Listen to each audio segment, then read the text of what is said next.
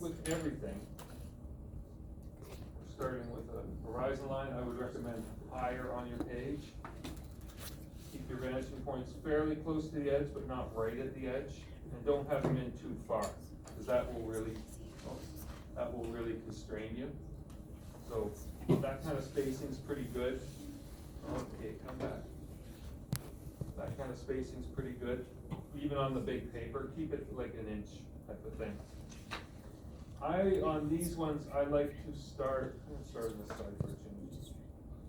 I like to start more to the left or right. And a fairly decent sized line. And remember to work lighter than I do.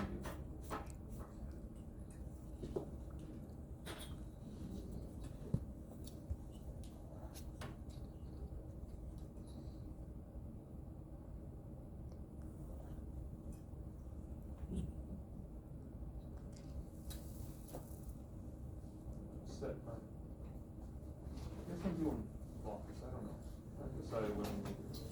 And if you want to do a peaked roof, I kind of like doing them, they're kind of fun, and they feel good when you get them right. But you don't have, definitely don't have to do peaked roofs. And you could definitely, if you, I mean, 2 buildings is the minimum. If you wanted to add a third just for effect, you definitely could. I'll do it just for fun.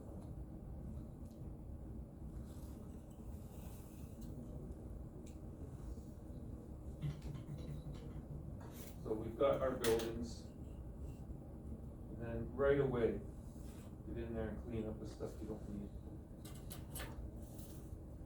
The horizon line now is kind of redundant, so we don't need it.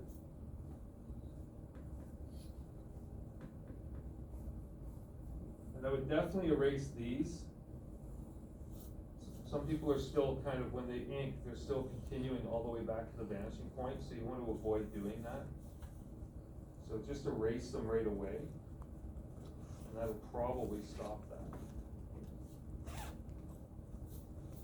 Alright, so now we've got, looks like a big box outline.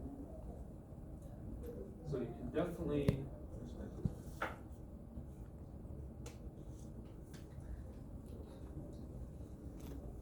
you want to change it up a little bit. My verticals are off a little bit here, you can tell. But we'll live with it. I'm gonna change this up. I'm gonna make this one taller.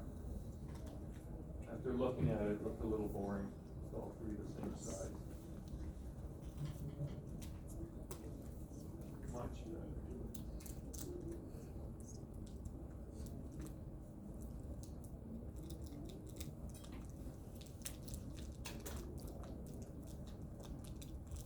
Might be able, I'm gonna leave that line, I'm gonna leave those lines for now, they're too low. It might have made a 3rd story on the building, but I think they're a little on the low side. So if you're doing, we're gonna assume that these are city-based buildings or businesses. So I want to divide this building so I can have 2 stories. So I'm finding center, and then I'm going to run through, rather than putting a peak on, I'm going to use center to create my division in the building. So there's my 2 stories. It looks odd. You know what, I'm going to change the shape of this building just a little bit. Because that looks, the way that's stretching back, it looks a little bit odd. What I'm going to do, this is kind of be aware of your design as you go, and again, a reason why you should work lightly to it. So now I'm going to have 4 buildings in my design, which is fine. And I just did that because rather than erase the whole thing I'd already drawn. That looks better now too, that box. So now I've got my stories, 2-story building, and we can definitely, well, that might have worked. And I'm just just dividing up. These lines you can erase later, but they're helpful when you go to put doors and windows in. So I'm gonna put a door here. Now remember, a story in a building, I believe, is around 12 feet. So you definitely don't want your door going way up here, because that would be like a 10 or 11-foot door. Doors are usually like 6'6" or 6'8". So just use doors that you can look at as a guide, just like with the interior, and just make it look reasonable. And I think I'll keep that as a single man door.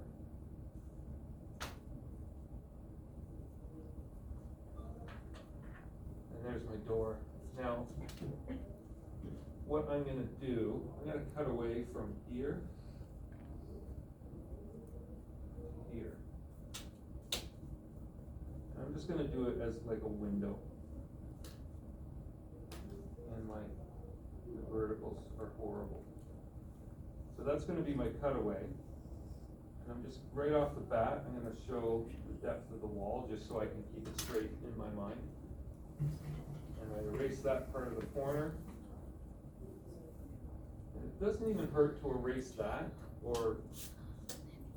and then you can redraw it as dashed line to help keep it straight in your head. Not bad to do these little things on the go. And now I've got my cutaway where I want the interior to expose. So now, one thing you have to do, oh, my verticals are horrible in this thing, is figure out, do you want this space to be the same size as the building, which would mean you would see the wall here, or do you want a wall dividing and then cutting into that space? Where's a good example of when I did that? This one. As you can see on this one, I did my cutaway, and then I decided that I would have a wall separating, making two rooms. So this wall, you can erase it later, but it's a good idea to kind of put it in so you know where to show your interior wall. And then from there, you can add a door, and you can show a little bit of the room next door, even through the window.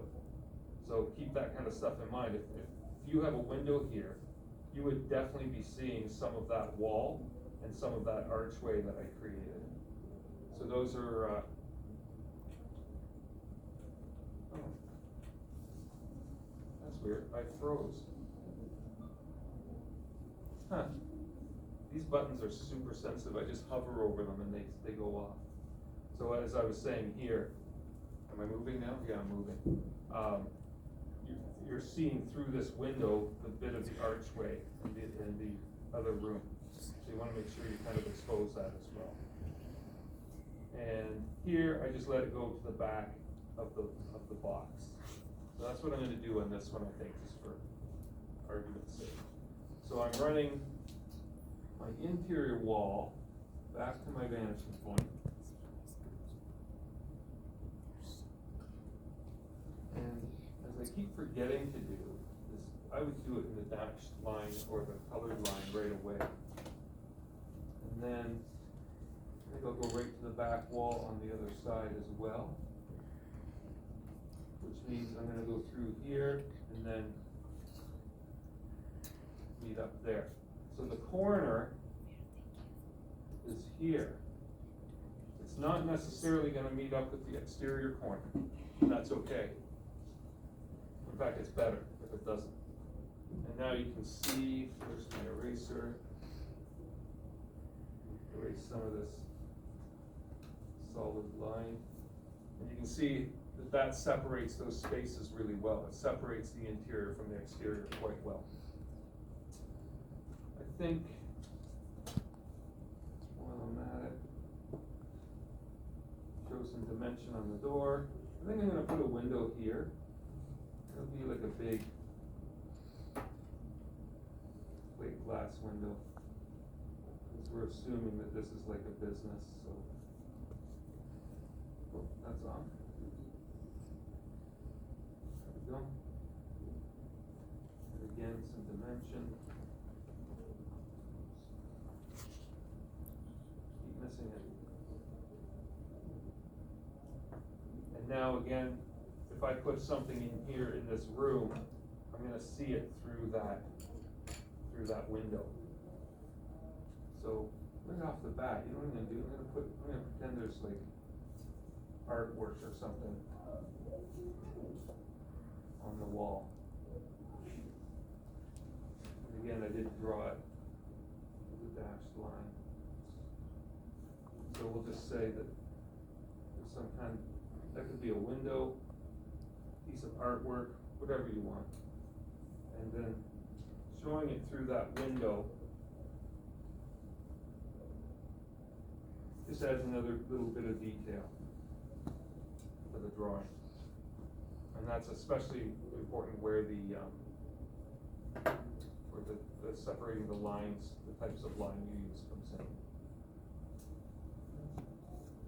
Now, there has to be an interior access door as well. Now, because I've used the whole space as the exposed area, what I'm gonna do is I'll put a door back here. That can be like another exit, and that will be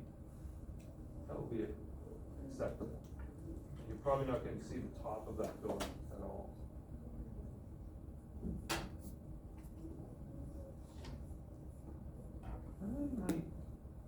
That's pretty iffy. I would just let that run through. It's gonna be so tight there, it's gonna give you a little bit of a tension point. So we'll just say that's all you're seeing of that door. Now we move on to some furniture. So with the furniture, I'm gonna work light here. If you're starting against the wall, imagine that whatever piece of furniture you're making, imagine that the back of it is attached to the wall and connecting to the corner. That way, and that's where you project from. So if you're still struggling with that, which I don't think most of you are, in fact, I'm gonna make that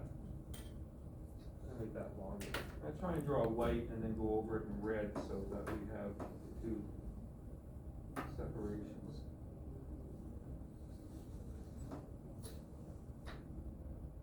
Make this like a big seating area. And I'm gonna have to draw through my wall here momentarily. You can see that I'm drawing on a part that I shouldn't be seeing.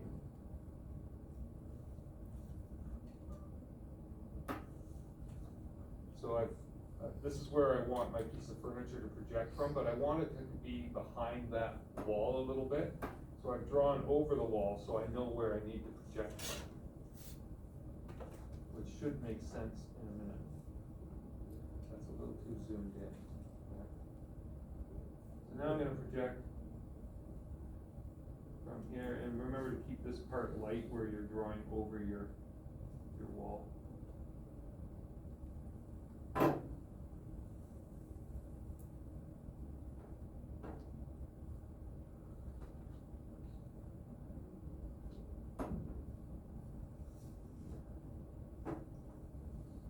again, remember, everything's a box.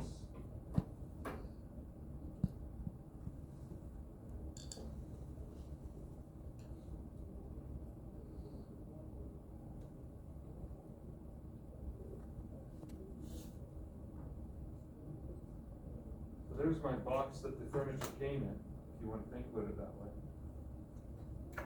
And right away, I'm going to erase everything I don't need. And when you're working kind of, not showing it. When you're working kind of small like this, it's kind of important to get stuff out of the way right away that you don't need.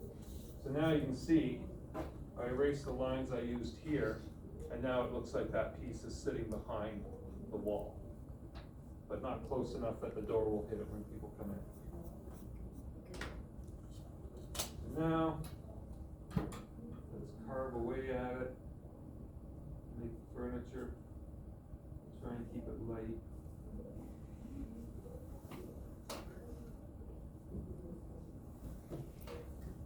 also, again, try to get rid of stuff as you go, because it can get really confusing.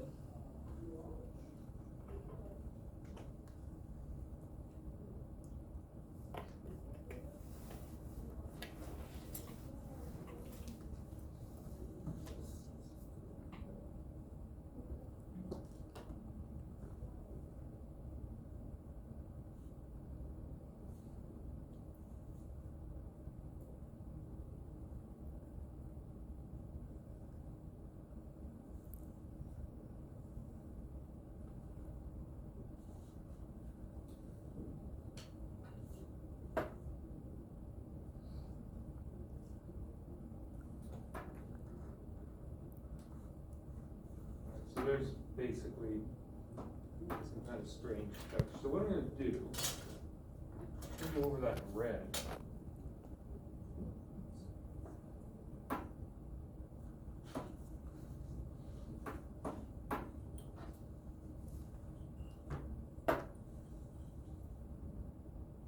It's probably actually best to just draw it right in red.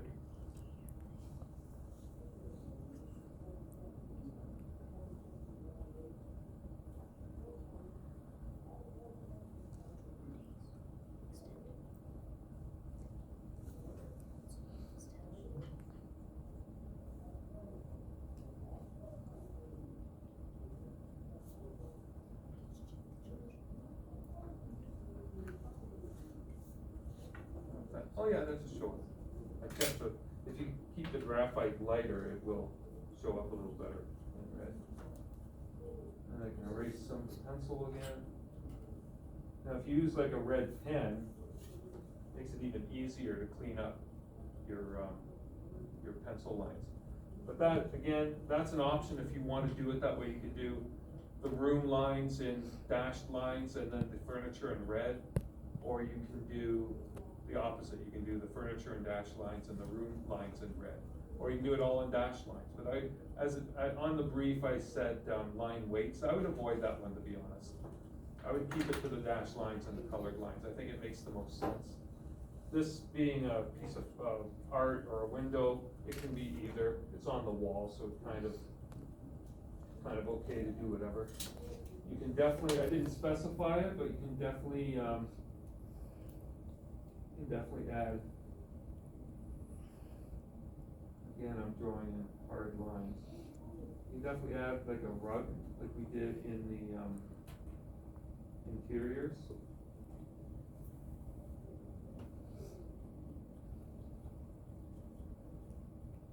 Just to break up space a little bit. That's good for the tool. There I did it in dashed lines. Remember also, keep your tools clean. Keep like a, I don't know, whatever works for you, like Windex and a rag nearby, or if you're working at home, like if you have like disinfectant wipes or something, sometimes they work pretty good. But you can see the room starting to come together. The rug really ties the room together. For all you big Lebowski fans, which there's probably none. And another piece of furniture, we could imagine that there was something sitting along here. Maybe I won't have it behind the wall. And maybe I'll do it right in red. So red is erasable.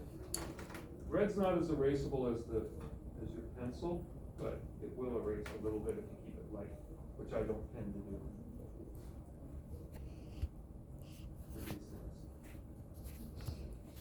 So maybe there's another piece of furniture sitting here. Oh no.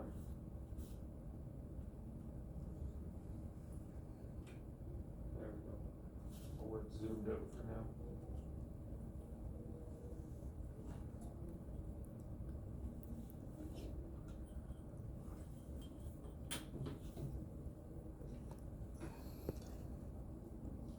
This one an armless one just for ease of creation.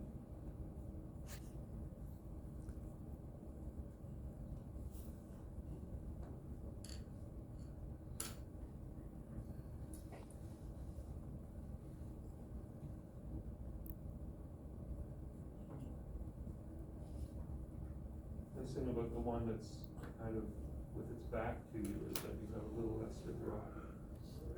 So you could have a couple pieces of furniture like that. Super boring, this one. But I'm not trying to make it fancy, I just want to get this through so you get an idea.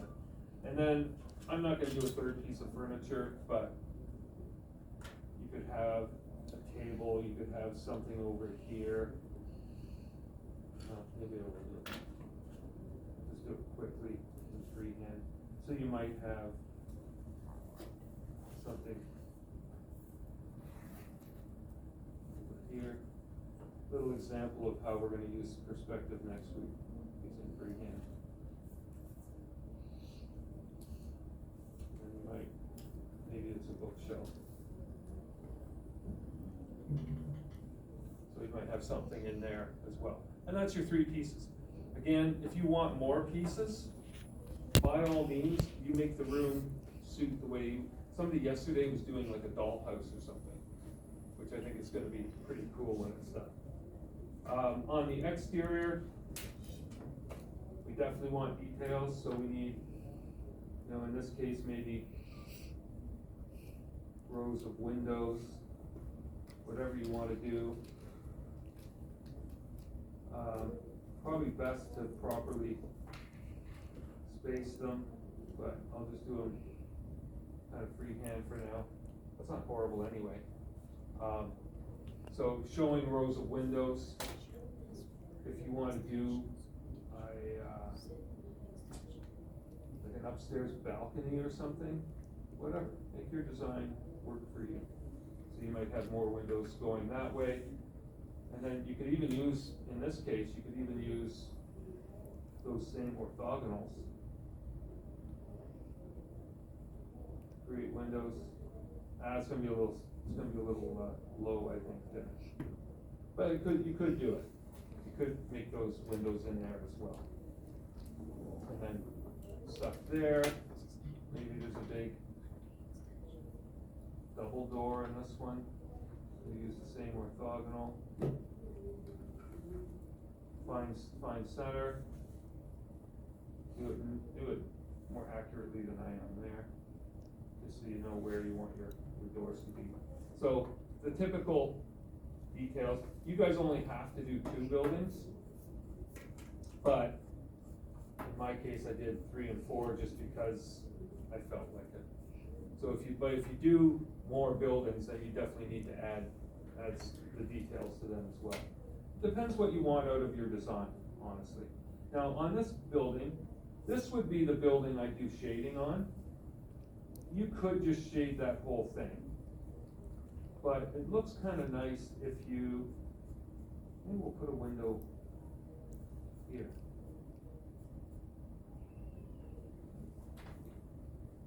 Maybe it's a large window. So you could definitely have that. And then, I'm just gonna do this in pencil, but.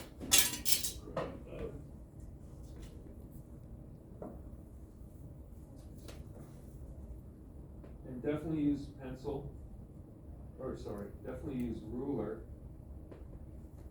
for this shading.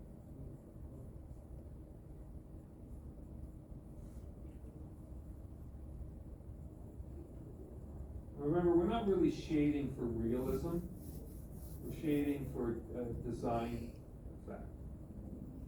So the design effect of this shading is, remember these lines here will probably erase when you're done your design, you don't need those to stay. And this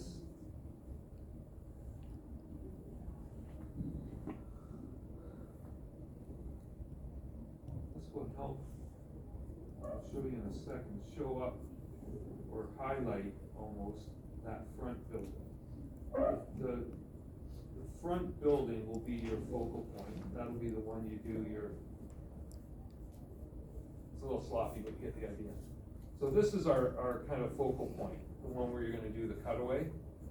And now, with this being shaded, it really kind of helps poke that out. If you did do other buildings, you could shade this one as well. I sometimes, you could go the same direction as here. Sometimes I like to change direction.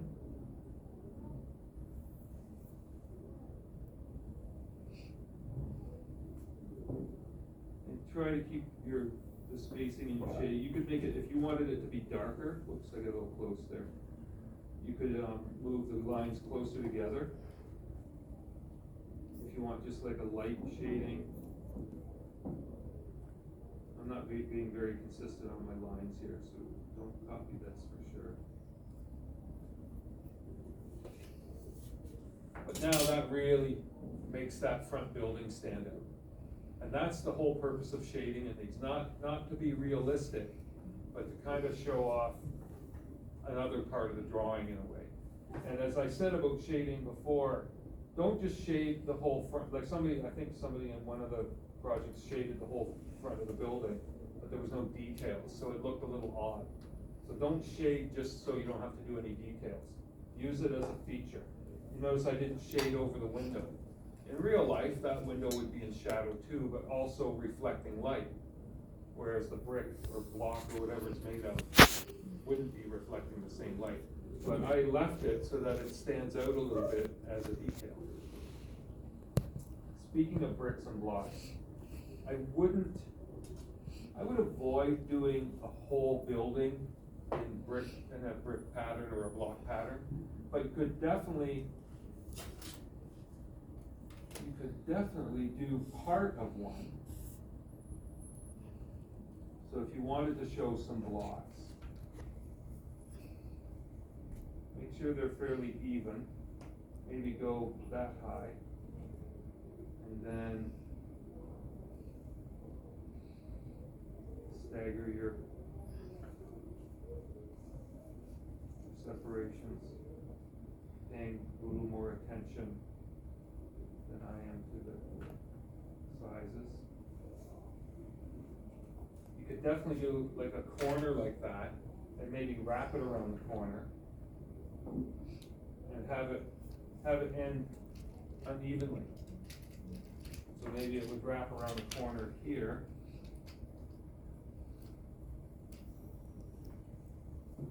And I just want to go to that window.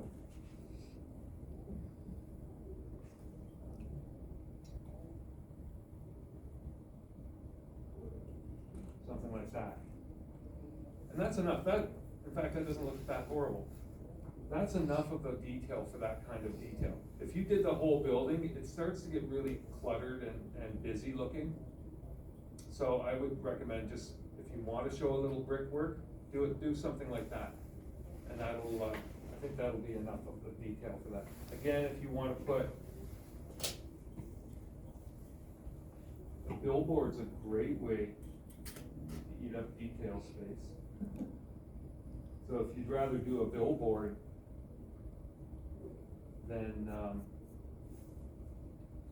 row of windows, then you can definitely do that. Remember to create using your perspective. That's rough as hell, but you get the idea. Make sure your letters stay vertical. And that could be like Pete's Plumbing Supply or something. What else? Oh, shrubbery.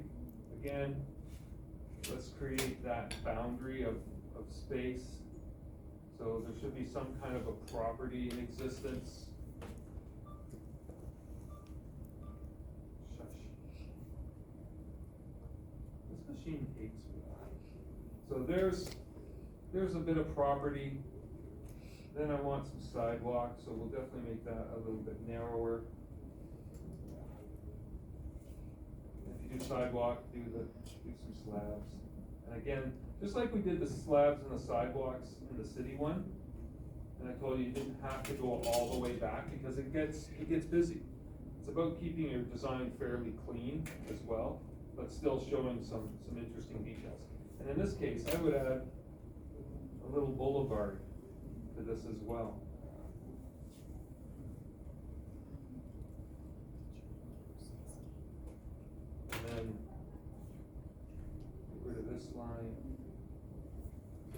sidewalk kind of carries through. And we'll get rid of that there too, so that the sidewalk is carrying through that property space.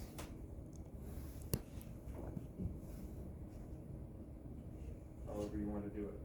And then show, well, I guess that would actually continue through there. Show slabs, that will separate the sidewalk nicely. And that way it gives you an opportunity to do like little shrubs or a planter.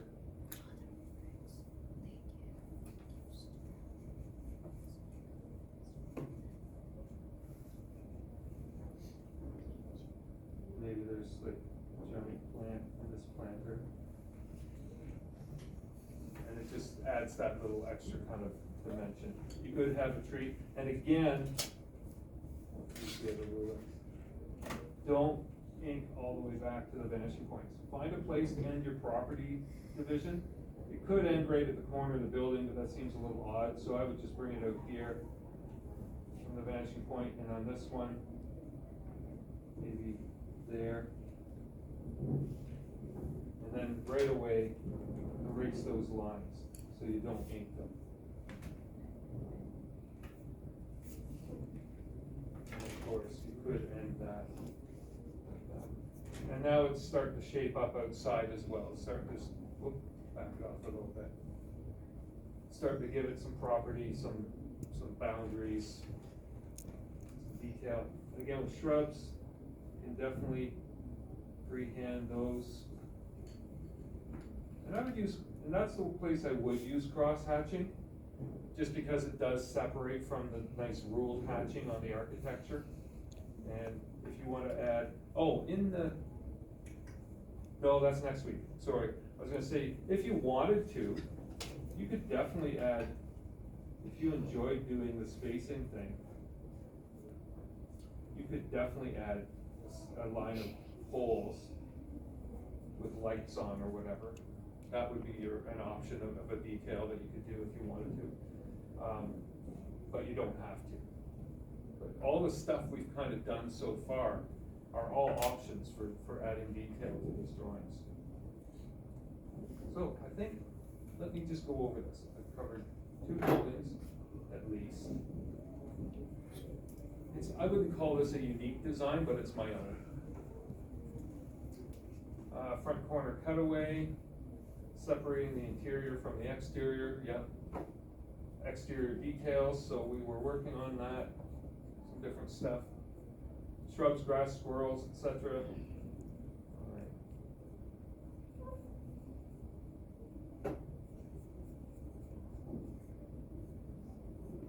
A little squirrel hanging out, staring in the open window. Dimensional doors and windows was starting, didn't do all of them yet, but it was getting there.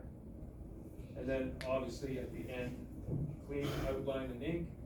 Explore your line weight variations. So in that case, if I was exploring line weight, there's a couple ways you can do it. I find along the bottom tends to be a nice way to ground the buildings. But I'm going to show you the sample that's on the video in a second. If you do the line weight thing along the bottom, notice I'm not going across everything. I'm breaking at, come on. So you can see where I've added a heavier line, but I went around the doors and the objects. And that again is detail. That's like, it's small, minute stuff that when you look at the big picture when it's done, it makes a difference because it gives the eye a rest. It doesn't have a continuous outline to look at, which our eyes prefer not to do. I'm just going to find the video here.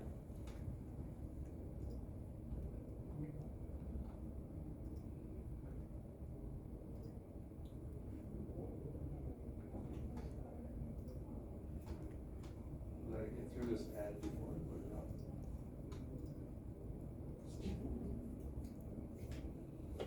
So here's the one I did in the video. Now this is an older version of the